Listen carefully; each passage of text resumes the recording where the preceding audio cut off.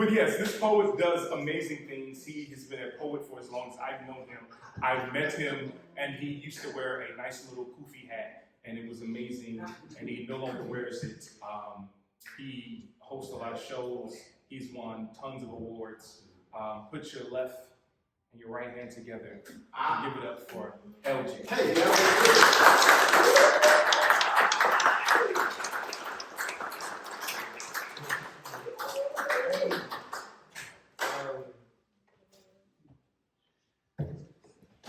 Hey, how y'all doing? Everybody can hear me okay with the acoustics and everything? I have to give a shout out to this spot. Like, I don't know if it's, there we go.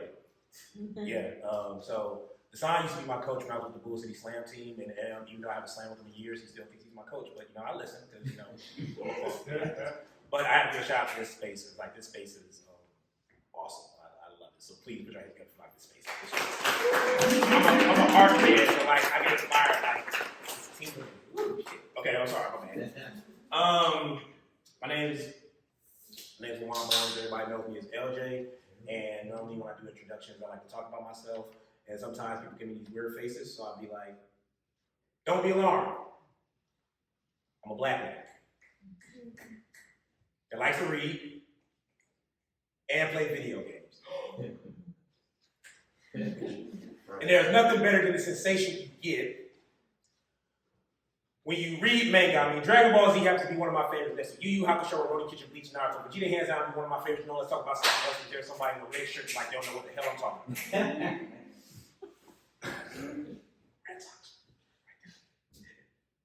But let's talk about video games. Final Fantasy IV happens to be one of my favorites, though America considers that part 2 for some reason. But like asking R. Kelly about a 13-year-old girlfriend, that's just minor. Dragoon Kane happens to be one of my favorites. And for those who use them, they use jump instead of fight, because that took away the most HP. What's the confused look on some of y'all faces? It's okay. I can't blame. I can't blame people that give me a gaze that replicates 1,000 convicts or waiting for the parole board to grant them freedom. You see, I wondered, when did this country decide about skin color? You had to act out a certain stereotype. Maybe some of y'all would have understood me if I talked about games like Madden or NBA 2K. Maybe recited some hip-hop lyrics while dreaming out balling in Central Pay. You see, this thought came to me when I was driving from the RDU airport one morning. And this eggshell white truck that hit a Confederacy raced down the road, damn near ran me off, and while doing so, they rolled down their window and they yelled out, "Wake up, monkey." And it's like the movie of my life stopped. But I wish I could have turned my mirrors to him so he could see how stupidity cloaked his persona. Maybe I should have educated him more than his pre-K Sesame Street mindset was transfixed upon. In this world, if the only colors we understand is black and white, it is not a problem for us to get lost in this great area of equality. But ignorance comes in many shades and faces. So when I think of ignorance, I think of any celebrity that's going through 7 or 8 failed marriages and is trying to now write a self-help book on how to fix your relationship. You see, ignorance. You see, ignorance are those folks who will stand in line and get themselves a game system, but won't let stand in line and vote and have the audacity to complain about what's going on with any administration.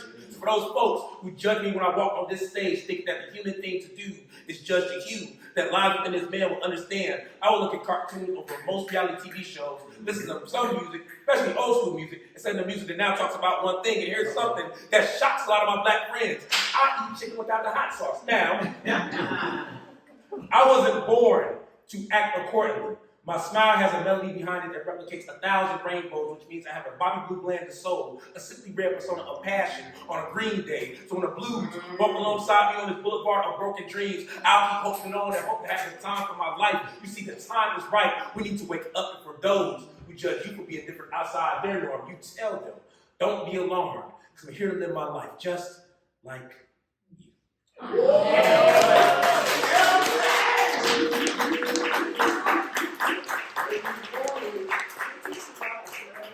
So I'm gonna be honest with y'all. I was happy when I got the call to ask to do this event because I get to hear Magnificent J. Ward. He's gonna say next. And he is like one of my fellow friends, poets, also nerd. So it works out. So I know some poets always have dope sets they put together. So I walked in here and I was like, that's gonna change. So I'm gonna do stuff I normally don't do. I'm gonna sing between my set and whatever song I'm singing, that's what I'm gonna do next.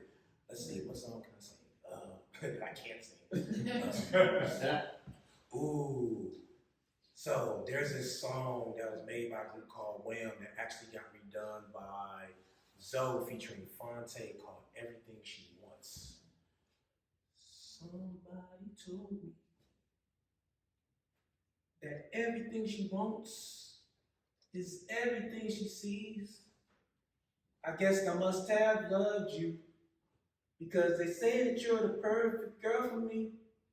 But now I'm 6 months older, and everything you want is everything you see. Is out of reach, not good enough.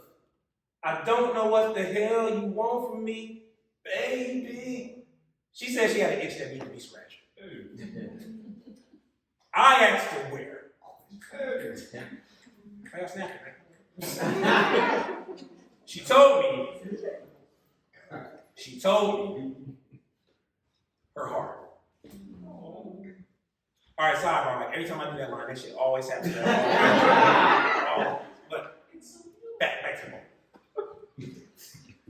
Unless you give me a scalpel to open up your chest cavity, how do you expect me to give you that feeling? But with love, you can always find a way, right? But I should have stayed reserved. Because in our holiday, I found myself making love to a woman who was shaped like an hourglass. So when I flipped her upside down, I should have known that the time for this relationship was going to run out eventually. Never again will I 69 with a Pisces, because that just left me swimming in circles with her and her problems. She told me she wanted me to be the GPS to lead her back to romance. But I guess those letters stood for gullible, pathetic soul, because the connection got lost and the signal began to fade. But they say that if you like it, you should put a ring on it. And I did.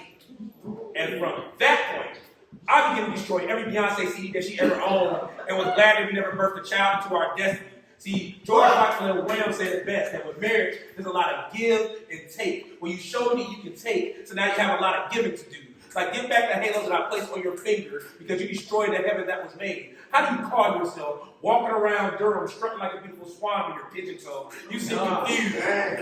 You seem confused by this information. This is what I'm faced with. How can I be your best man when I caught you sleeping with mine? That will explain why making love to you lately has been like throwing a hot dog down a hallway. See you. No, I'm not saying it. See you. See you. With that twisted staircase I wish I never built because I tripped on you so many times. But then I thought, why would I degrade you? When in truth, you never made the grade to even begin with. See, you said you had an itch that needed to be scratched.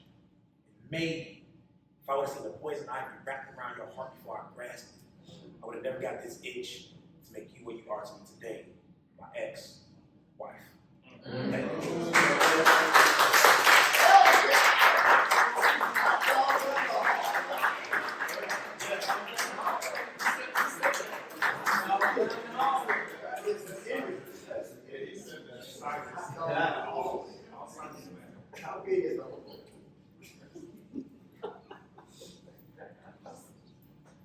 Some say freedom is free,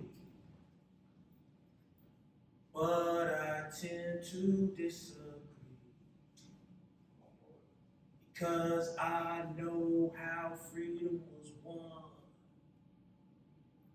using the barrel of a gun. Come on, poet. Left. Okay. Left. Right. Left, right, left. They say to always practice your cadence, because practice makes perfect. Left. Left behind a lot of things to get to where I am. Right. Right choices, what I thought were being made, as people's eyes transform into escalators because they can't seem to make less stairs. Left. Father said that the military could turn boys into men. Right. But never fully explained how some paths can come to the the end of the road. Left, right, following this cadence very well. Once was a decorated soldier who now became a shell-shocked replica of his past. So these steps are now embedded in his brain. The voices that are now starting to climb up his vertebrae are telling him the best way to hide from his problems is to run. So he left, the son wanted to go overseas to fight the war, just to come right back when the war is over. When you're exposed to the same BS as your father, how do you expect not to have a mindset to match? Left, the old me 1,000 miles back in the dirt. Right to be back in my own country, now living in the dirt. Left, a war-torn country with patriotism as my job. Right to patriotism, becoming a painful reminder that it may not get you a job once it is done with you. Right to a bottle and drink away my sorrow. Left with the empty bottle to remind me of promises and commitments unfulfilled.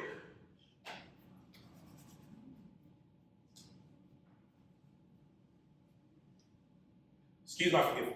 Let's go. Seems that my mind is starting to leave me like all of my family has. Now I'm left without a pot to piss in, right into my own clothing. Can't be pissed off if I pissed on, right? Left with medals of merit. But nothing is right when these medals don't get you an app, I swear. If I could afford a smartphone, that may be my best way to keep my hands on a lot of them. Left, standing in the road asking for change. Right in front of you, standing in the road with my hands out, asking you for change. Excuse me, is your name Isaac Hayes? Because your song must be playing in the background if you think you can just walk on by. Left, fighting wars I can no longer win. My right to freedom of speech seems null and void. Why put a price on truth if people choose? They can't afford to pay attention. So what is there left to do when everything you love is fought hard for and turns its back on you? You pray that death is right around the corner because it can come so easy. Left. Left. Right. Left, right, left. They say always practice your cadence. Because practice is perfect. Especially when there's nothing left. Right?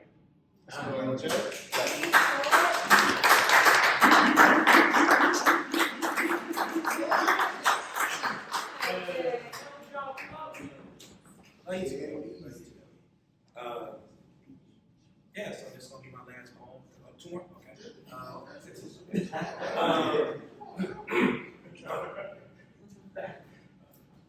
Let's see. So I'll start off. So let's just make some songs up and we're going to combine some songs and see what happens. Y'all ready? Yes. Make up some. I'm black, y'all. I'm black, y'all. Black and black. And I'm black, y'all. I'm black and black. Licky black. Body to body. Hey. You know, it's hard. It's hard to navigate within this body. The body is a mystery. It is a source of power. It is a tall tale.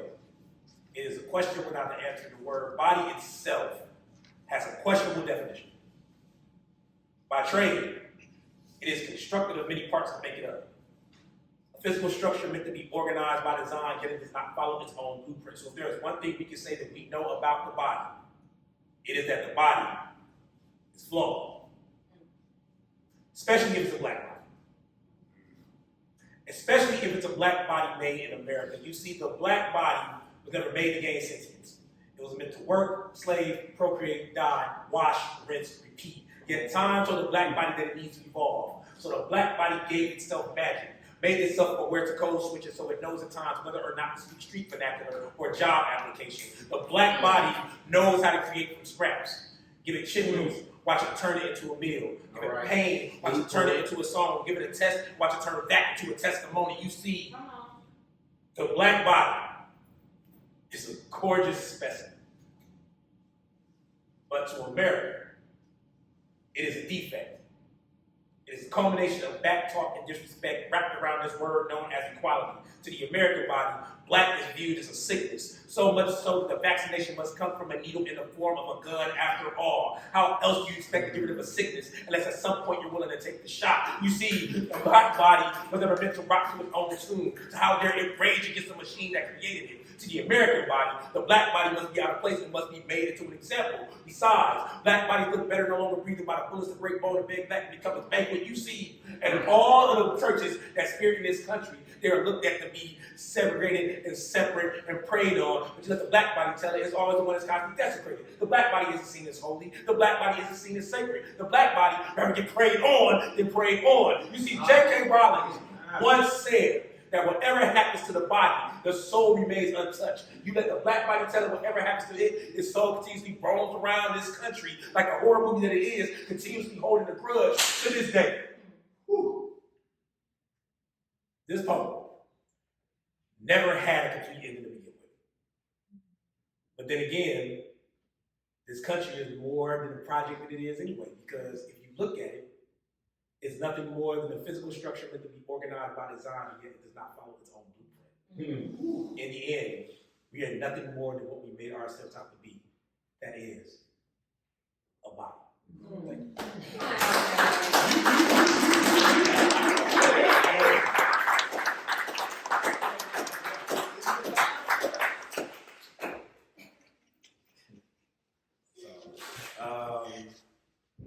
Thank Thank y'all for having me in this space. Like, I love Durham. Durham is like a second home to me. I had the privilege of doing so much work here.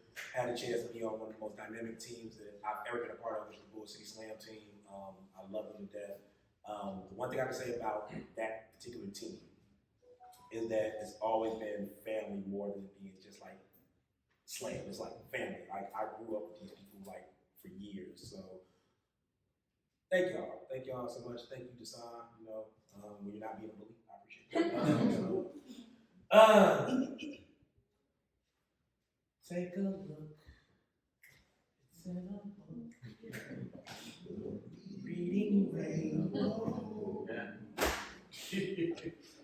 Ever since I've been able to pick up a book and turn a page, I always question what I read.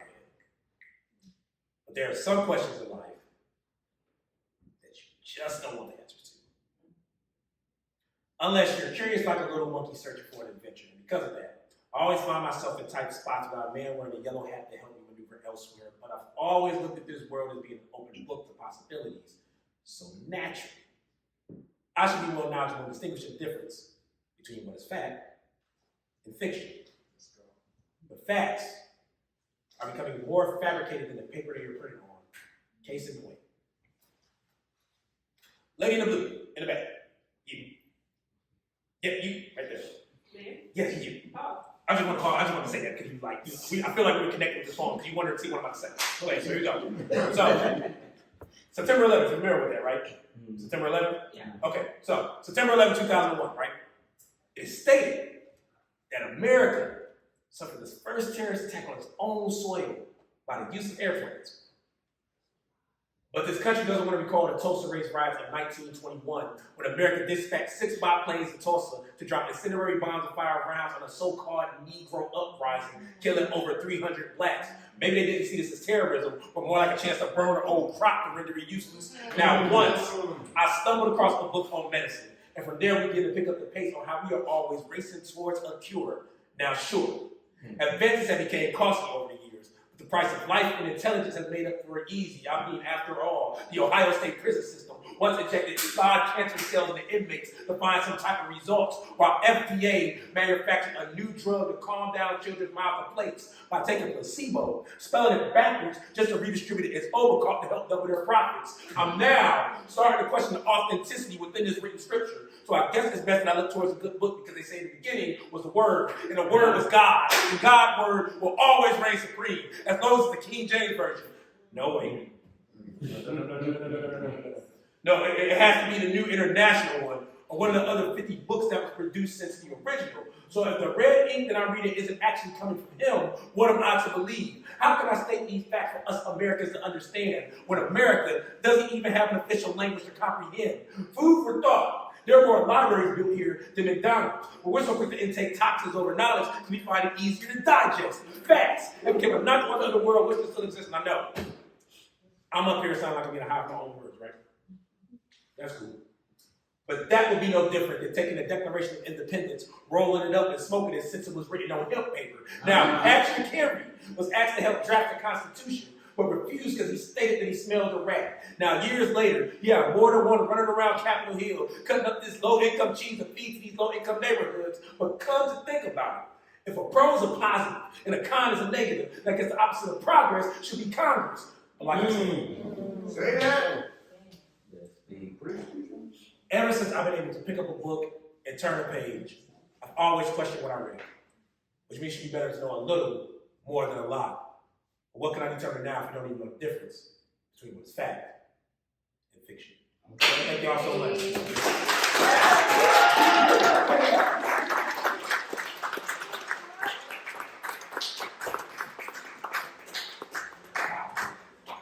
Wasn't it amazing? Yes. LJ has that beautiful ability to take all these amazing separate parts of life and put them all together in a poem and then give it to you. So we did this thing last time that I enjoyed, and I'm selfish, so can we do it again? I'm going to say, give it up for the poet, and you guys are going to respond with thank you for your words. Got it? Yeah. Y'all know how to get homework. Y'all ready? Yeah. Give it up for the poet. Thank you for your words.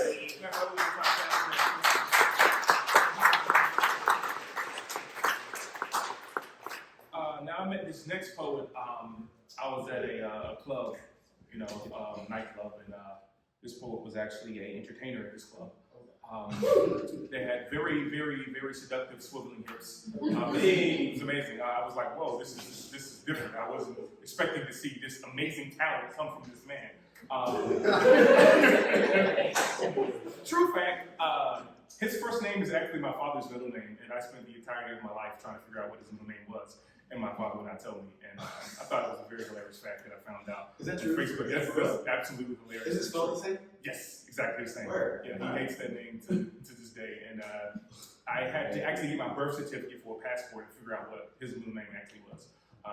Very hilarious fact. But put your left hand and your right hand together and give it up for Jay Wolf.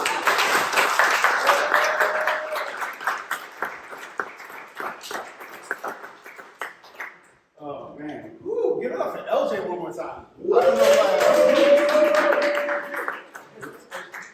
LJ and I talked for a long time about like either being on a team together or doing a show together, and like finally some kind of fruition to that. So, thank you for your words, as we said. If you're wondering what my first name is, I will tell you maybe halfway through. I got to keep the suspense. Is it cool with y'all if I start this by reading a piece of short fiction? Yes. It's short. Is that cool? Right. All right. That's why I'm here. This is an excerpt from Virginia Hamilton's The People Could Fly. Come on. They say the people could fly. Say that long ago in Africa, some of the people knew magic, and they would walk up on the air like climbing up on a gate, and they flew like blackbirds over the fields, black, shiny wings flapping against the blue up there. One such who could was an old man. Call him Toby. And standing tall yet afraid was a young woman who once had wings. Call her Sarah. Now, Sarah carried a babe tied to her back. She trembled to be so hard worked and scorned. Now, Father? Yes, daughter, the time has come, Toby answered. Go as you know how to go.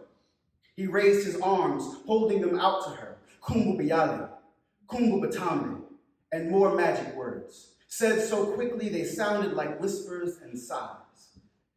The young woman lifted one foot on the air, then the other.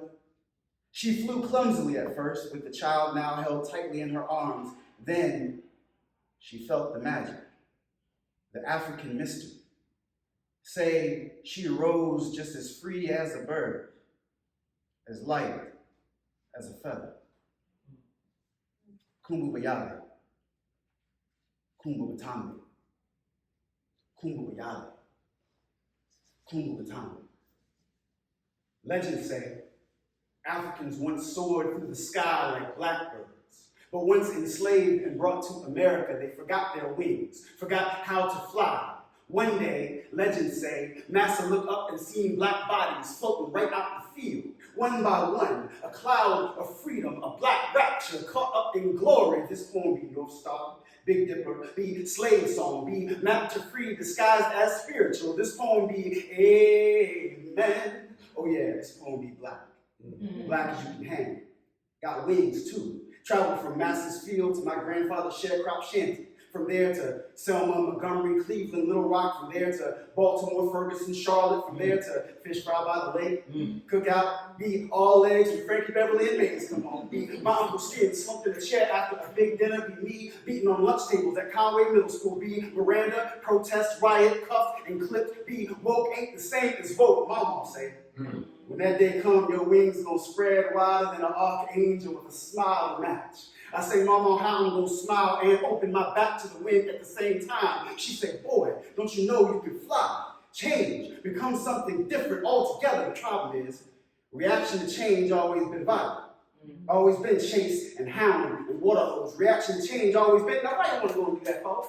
Why you wanna go and mess up a good thing? Why you wanna not be satisfied with what we gave? So we never should have gave y'all nothing. What are we going to do about Black Wall Street but burn it down? What are we going to do about Harlem but take it back? What we gonna do to tell you what we gonna do and do it and ask you what you're mad for and you're grateful. We be grateful.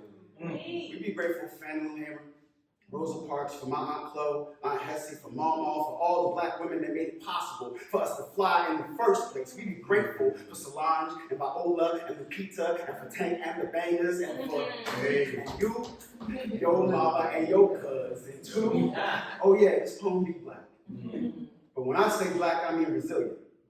When I say Black, I mean love. When I say Black, I mean fly. When I say Black, I mean we can't be owned. When I say Black, I mean a resilient love that can fly on its own, because every Black poem really just be a love poem. Be I love you, be I love myself, be we gonna make it this time like we make it every time. And if they ask you how we did it, the answer is not love, it's heart. Not steadfast, it's shift. Not intention, it's movement. Not a wall, it's Jericho. The answer to any question is not a truck that raises a wall, it's a trumpet that brings one down. What work out my flowers, now, what movement? Who Joshua? What Rainborn? What fall? Why disrupt? Who left the gate open? If this is the plantation, what they gonna do without us?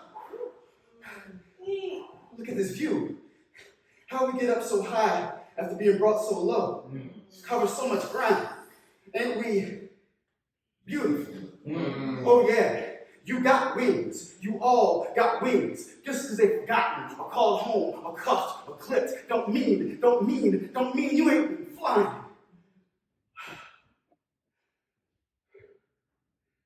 This whole time. This whole set's about resilience tonight.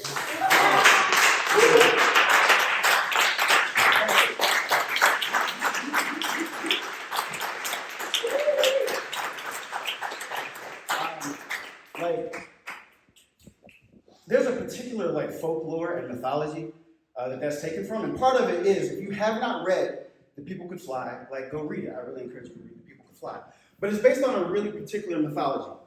If you follow any of Dick Gregory's rabbit holes on YouTube, Dick Gregory firmly believed in this particular mythology, that there were Africans who could fly.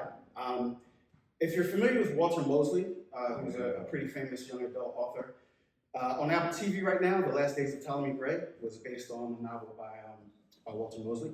But he had a book called 47, which examined the same mythology, right? And then also, if you've ever heard of High John the Conqueror or Tall John, it's all the same mythology, right? That there were magic words that were spoken that would remind these Africans of the power of flight. And I am just transfixed on the imagery, right, of Black folk rising out of the fields and then flying to freedom. And when I say that this set is based on resilience, what I'm saying is the words aren't the magic, right? Kumbu Biale, Kumbu Batame, that's not the magic.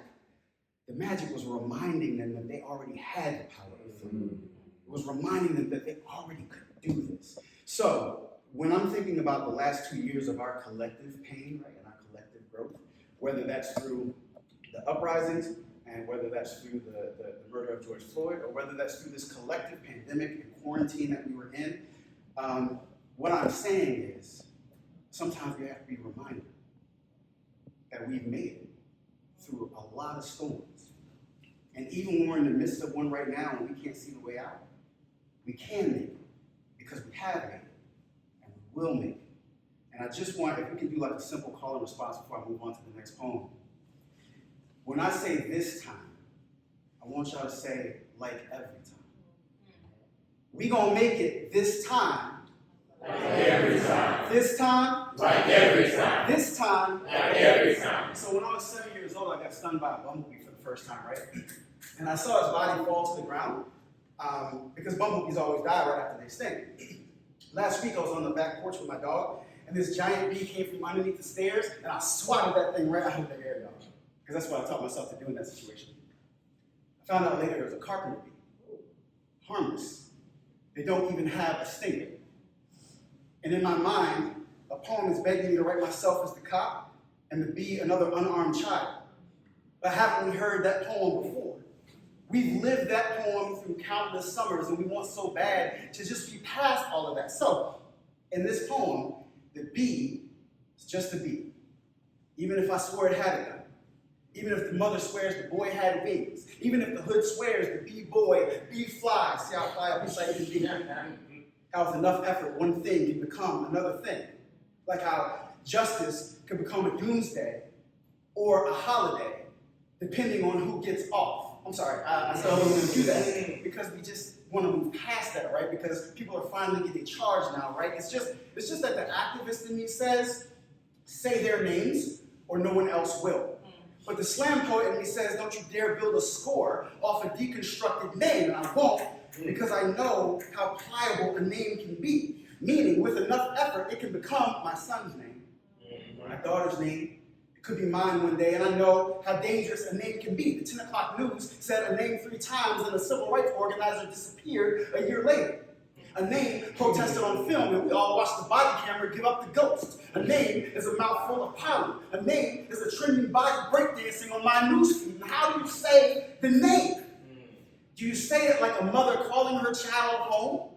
Or do you say it like there is still a grieving family whose soul aches every time they hear that name in the media, because justice has to mean more than people finally getting charged. It has to mean this can never happen again. Last week, I felt guilty for reacting to a bee based on perception. The bee couldn't educate me. It was my job to educate myself when I was 7. I saw its body fall to the ground, but I did not kill it. I mean, it's dead because of me, but it did sting first, right? See, the boy just had bright eyes and a curious mind, like most carpenter boys who die without ever using the stinger that they don't even have. But like I said, sight is pliable. A person can see what they want to see. Can you see now? How infuriating it must be if we hear the name of a son or a cousin or a friend, and the name you hear is progress. Can you see why we sacrifice animals and insects in our poems just to show the value of a real human life? Can you see how the burden of proof always denies the body of evidence? And isn't the body supposed to be the evidence? If the carpenter gives up his life, is there redemption for those who choose not to believe on his fallen body? The bee is just a bee, boys. His was the name we feared to say because of how quickly it can become something different in the mouth of a mother, like boy, fly, home, soft, pliable name that can become joy or grief or buzzworthy, depending on who gets off. So,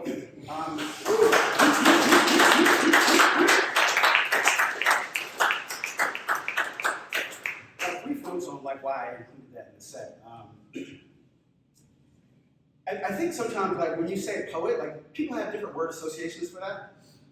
So some people, if they've been to enough slams, you say poet, and they think of probably social activism and current events and that kind of thing. But I think most people, when they hear poet, they think about like nature and like love poems and like that's what a poet is. And I'm reminded constantly that poetry has always been, like throughout history, poetry has always been on the leading edge of change and revolution. Always. One of the foremost love poets that come to people's mind is Pablo Neruda. Pablo Neruda would write an ode to an avocado. And you're just like, I wish I could get this avocado. It's so good.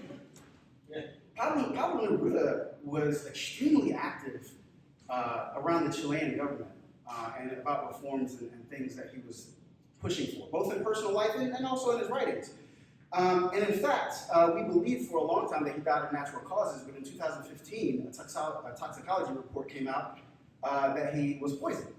and may have been assassinated for his role in, social activism. So I say all that to say that as artists, whether we're visual artists, whether we're poets or whatever, I think there's always a question. For me, there's always a question of, like, when is it activism and when is it performative activism, right?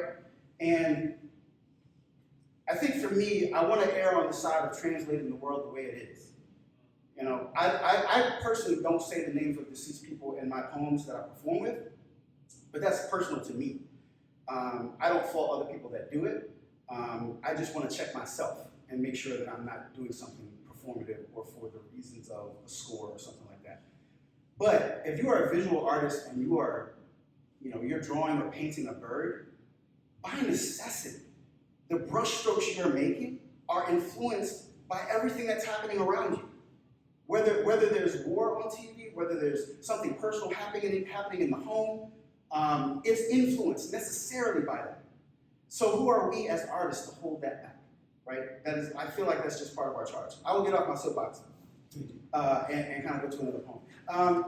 So the song knows this about me. About 5 years ago, I started, how many people have been to a poetry slam? You kind of know what a poetry slam is? Oh, only a few? Okay, great. Do you know what it is? Kind of? All right, so it's very tentative. So a poetry slam is going to sound pretty absurd if you've never heard of it before. But poets get up and are judged and assigned scores, and there are winners, right, based on those scores, which means there are people who do not win.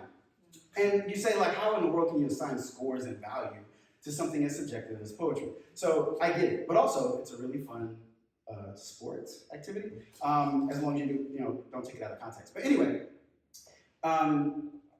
there's certain things that score higher or seem to score higher and better in certain slams. And so 5 years ago, I just really made it a point to write about things that typically don't score well in the slams. Just as my own activism and rebellion. You very rarely hear poems about being happy at a slam. Especially if it's no turn, it's just, I'm just happy and that's it. So, I did stuff like that. The poem I'm about to read to you now is about joy, which in itself I think is a form of resilience. Is that cool? I don't have it memorized, so I'm just going to read it. I will give you a hint though. There is some audience participation that I would love at the end. I won't tell you what it is, but I think you'll love. Nice. This poem is about joy. This poem is an ode to joy ending in Bismarcky. This poem is first and foremost a celebration. But we also know that joy is an act of defiance, right? Joy is the first cookout after a quarantine that lasted way too long. It's a head nod, good food. It's an infectious song spreading from seat to seat until everyone around you is a mouthful of chorus. Like at last year's family reunion, where we set aside time for Aunt Flora's memorial service. And everybody cried, and then laughed, and then we sang. And you know what? No one asked, how can you sing at a time like this? Because a lamentation straddles the teeth the same way a smile does. Joy coexists with whatever pain preceded it, and we've been knowing that kind of joy for a long time. Like being raised to believe joy only comes through way of tribulation, or even if the darkness of night has lasted way too long, we know that joy cometh when? In the morning, which is a completely different poem. I'm just giving you context. And the context is it's the first cookout after a year of heartbreak. It's a family reunion, and I'm trying to focus on the smile, not the lamentation. The collard greens and neck bones, not the cop's knee on the brother's neck bone. The fathers and the sons, not the holy things made ghost. The sweetest and the blackest joy, not the people who get upset if we call it black joy. Why does joy have to be black? Why does everything have to be black? First of all, stop being dramatic. Second, I've been in spaces where the entire crowd is enthralled by poems about black trauma and black grief. Eat it up. But then they just sit back when the topic switches to black joy, and I'm telling you right now, all joys matter, but I'm also telling you black joy is a song that we can all sing.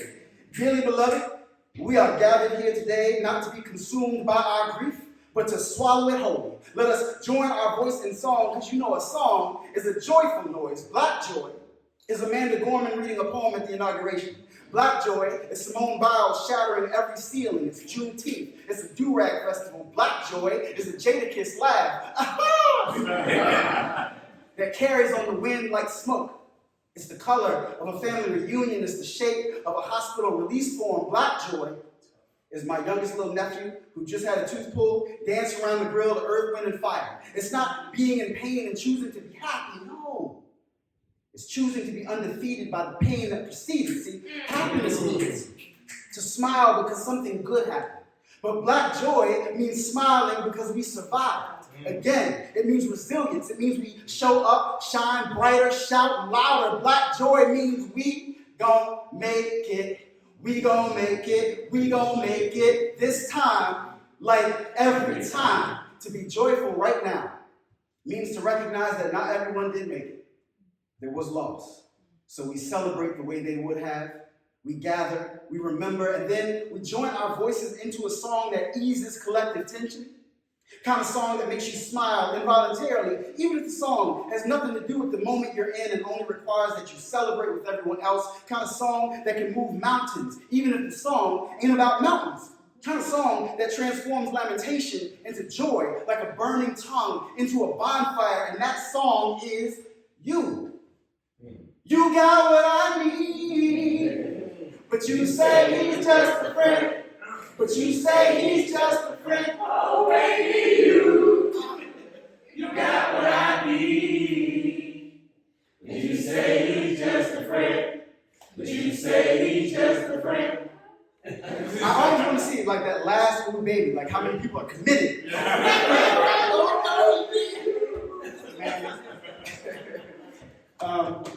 Yo, songs are so great.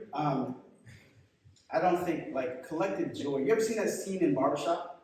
Like, where they're about to fight, they're about to go to blows, and then they turn the music on, and everybody just starts the music. I want to say this for the artists in the room, and then I'm, like, really going to get out your hair and just do one more poem. It's okay.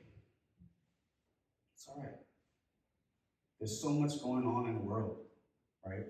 There's so much going on at home personally to you that we don't know about. And then collectively, trying to get through this pandemic, collectively, people are dying in Ukraine, right? Collectively, we have all these things bearing on us. But it's okay to also celebrate the little moments, right? Like, nobody's gonna dock us points because we're not sad all the time or angry all the time. It's okay to create something that celebrates that little moment, like when you found out season 3 of Atlanta's available. Like, it's okay to find those little moments and celebrate them for you, but it's also like for us. Like, if you're an artist, you're a creator, like, we also need that. We need to consume that. All right, and here's the reason why I announced my last poem, because I'm super awkward, and I don't want to end the night with, all right, well, do a poem and be like, all right, y'all, well, thanks so much for coming out, and I'll talk to you. So I'm super awkward, and I would rather just like drop the mic and just like make a super dramatic exit. So I'm gonna say right now, y'all have been like a super dope audience. Like, this is a very intimate space, but the energy in here has been super great for LJ and I. So give yourselves a round of applause. Like,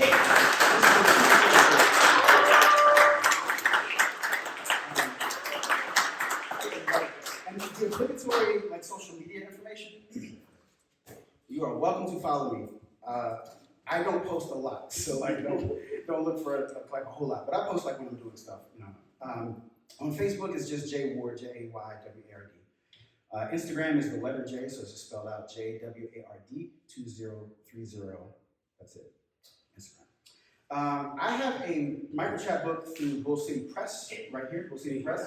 So if you go to bullcitypress.com, it's called Sing Me a Lesser Wound, and now I'll give you my government name. Is Julius. I get it, right? It's probably like inherited from the slave master, so like I get it why your dad might not like it. I kind of like it. I think it's kind of unique, cool. Yeah. And it's really close to genius.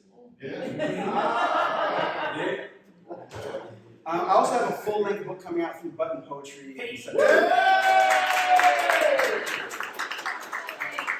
So that's available for pre-order if you go to the Button Poetry website. It's called Composition, and my name is Julius Ward. And all right, one more time before Do you make more money if we buy directly from you? Because, you know, publications sometimes charge a lot of money when you purchase it through them. Okay. I don't have any physical copies because it's just pre-order right now. No, I mean, can we stalk you until September? I got you. So you make more money. If you know me like that, yeah. I mean, I'm gonna have physical books, but like, I'm constricted to a certain radius, is what I mean. Yes, You know yes. what I'm saying? I'm encouraging everyone to stalk you and follow you. Everybody. Until September and your book come out, then they can leave you alone. I got They'll it. still follow you on your Okay, all right. Sorry. All right, one last check-in. This time, Like every time. so I'll start over. This time, Like every time. this time, Like every time. this time. Like every time. In the beginning was the Word. And the Word was Amen. And Amen begat paradise. And paradise begat a flaming sword, begat eviction, begat you don't belong here, begat redlining, begat you don't belong here either, begat give us this land back, begat urban renewal, begat my neighbor's got a deal on a house I can't afford anymore. Brook Hill Village is one of the last areas of affordable housing left in Charlotte. Its tenants are barely holding on to a neighborhood South Enders are desperately seeking to revitalize. Picture a house, single story, 3 adults, 2 children, 700 square feet, shotgun style. Shotgun style means if you open the front door and the back door, a bullet would go right through the house without touching anything. Except here, the bullet is a minimum wage paycheck. The bullet says to the shotgun, they laid off and I'm already fired. The shotgun says to the banker, yeah, that's the money shot. The banker says to the investor, don't fail me now, I got rent, baby. The investor says to the city council, don't fail me now, I got rent, baby. The baby says, well, I'm a baby. But here's the point. The baby plays with blocks too. They all play with blocks. The gentrified block, the only block you can't milli block. Block ain't hot, block is got. Block don't want you to live here because it decreases the value, but they want you to shop here to increase the value. Brooklyn, a neighborhood in Charlotte, was once a branch of America's Black Wall Street. Black doctors, black lawyers, business owners, until the city wanted the land back. 1,500 buildings and homes torn down, 1,000 families displaced, gone. One of the only buildings remaining today is Brooklyn Grace Church, amen? The block is guarded like a flaming sword, like a word from a banker. Says things like, happy are the poor, but really it's happy are the banks, amen? For they shall inherit the land. And happy are the poor, when does the house give way to the Starbucks? When does the child give way to the pipeline? When does your grandma have to move clear across town just to make way for the new Kroger? You know, I took a walk through the Arts District. This was after they raised the rent, so artists had to find a new place to live. And I'm sitting at this bar, and they're playing underground hip-hop music, and there's basketball players painted on the wall, and I walked past the karaoke party where college kids are singing the words to Kanye's Gold Digger, except they only know the words to the chorus. She ain't messing with no broke nigga. And you know what I realized? Some folk love to be surrounded by black and brown culture, but not necessarily by black or brown people. Let the church say, amen. But picture this, your city in a time lapse. Art on Central, hole in the wall barbecue spot, jazz joint, your cousin's house. Where Brooklyn at? Where Brooklyn at? Gone. Like an amen. Like a neighborhood of ghosts. But here's the point. What if your neighborhood says to the bullet, no? And then the bullet says to the shotgun, no. And the shotgun says to the banker, to the investor, to the city council, this is my block. We will not allow another Noda, Brooklyn, Biddleville, Brook Hill, Paradise says no. The word says no. The word says, ain't you the paradise? Ain't you God's children? Ain't you been resurrected before? And ain't this black and brown gonna last forever? Forever, ever, forever, ever? Yes. And ain't this poem just a prayer? In the beginning was the Word. And the Word was Amen.